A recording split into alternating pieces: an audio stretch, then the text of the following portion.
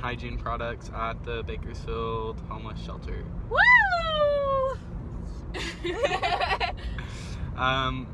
I think we're all pretty nervous to see how things are going to turn out, because in terms of getting the products that we did, I think we had bigger goals, and we know that it's not as much as we would have liked to donate, but I think we're all hoping the best for that. So yeah. So after we dropped off the products at the Bakersfield Homeless Center, whatever, Trisha told us that they were planning on making some hygiene bags, which we felt like was really cool, because the number of like boxes and whatever, like the number of products in the boxes was a lot more than the boxes itself, so it made us feel better that she was going to be able to make a lot more bags than we had thought, because even though we didn't get a huge number of, you know what I'm saying? You guys see what I'm saying? We got good numbers of tampons. We probably had 150 tampons and plus other things. We had over 200 pads. So. Yeah, we had over 200 pads, and then we had deodorant, soaps, lotions, shampoos, kind of.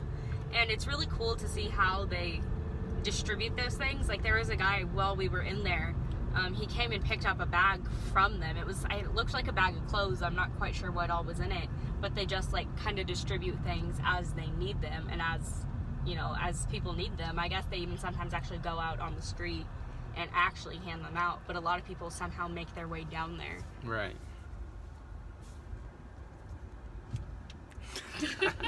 Hi. You're probably wondering why I brought you here today. Yeah, I know. Why am I laying on this couch? Why is Bailey sitting over there laughing? You may never know. I'm here today to talk to you about power period. So you're probably sitting there asking yourself, what is power period? Oh, good yawn. Power period is a project that we created to raise funds for feminine hygiene products for the homeless women of Kern County. Yeah, that's it.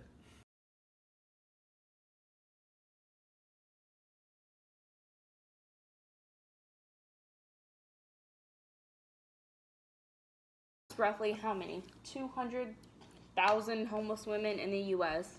And whenever we first called the homeless center, they said that feminine hygiene products are their biggest, like, not donated item. People just don't really think to donate those kinds of things. Yes, they donate things like soaps and shampoos, conditioners, but they don't actually think about, like hygiene stuff too. And so they said that that's definitely an issue, because they never really have any to give out. Like, they're always pretty low. And so we felt like that was a really good thing, especially because we're so passionate about serving the homeless and women. That was something that we all had a connection on, was that we wanted to help women. So yeah. It's just.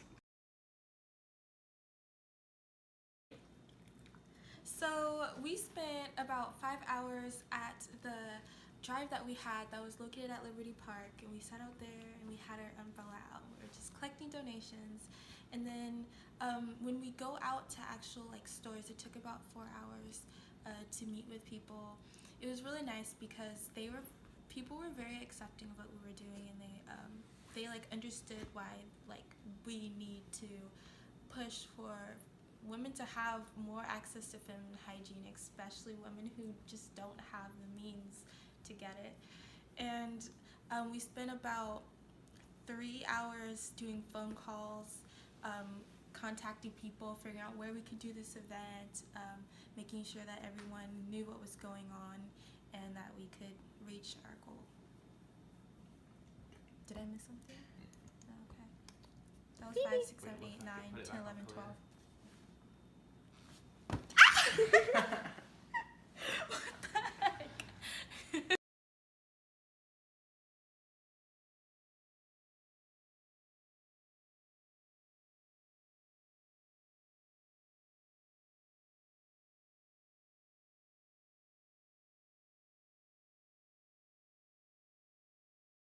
A couple things that we ran across that we struggled with was that Bailey had work, I had swim, and Kalia had nap time. Yeah, I had no idea what she did. Lots and lots of homework.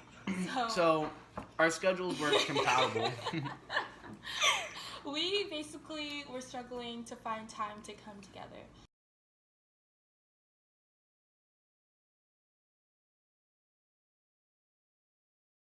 This experience has been amazing because it opened our eyes to the reality of the world that we live in.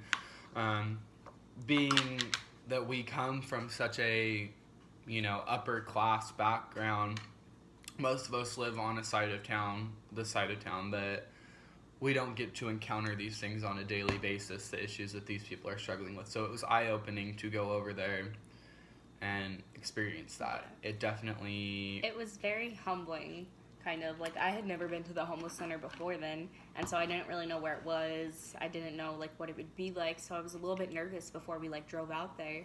And we got there, and there was just so many people all around, and you could tell, there were a lot of homeless people, but it was really cool to see them. The one guy, like I mentioned earlier, I think, he was there picking up donations from other people. Right. They gave him, a bag, a care bag of, clothes and stuff, and he had a son with him. And it was really cool. He seemed really, excited and happy to get these things. Right. And I think that's really awesome to see. I wish we could see some of the women that they give these things to. I mean, unfortunately, we weren't able to. But I think that'd be really cool to see. A life lesson for us is that we need to be more appreciative of what we have. And also, if we have these things that we can help other people, we need to give back. Because once you're there and you're looking at the situation and how these people are so thankful for the little things in life, you look at your situation and you're like, wow, what can I do? What did I do, in the past?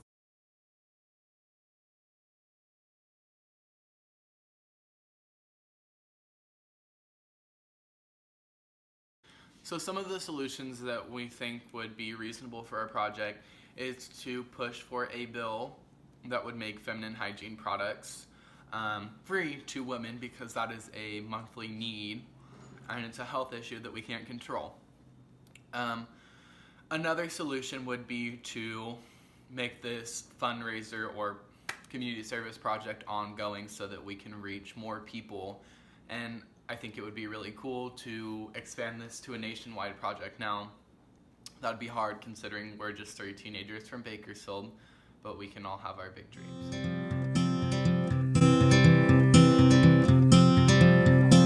Hold on to me as we go, as we roll down this unfamiliar road. And although this wave is stringing us along, just know you're not alone, 'cause I'm gonna make this place yours.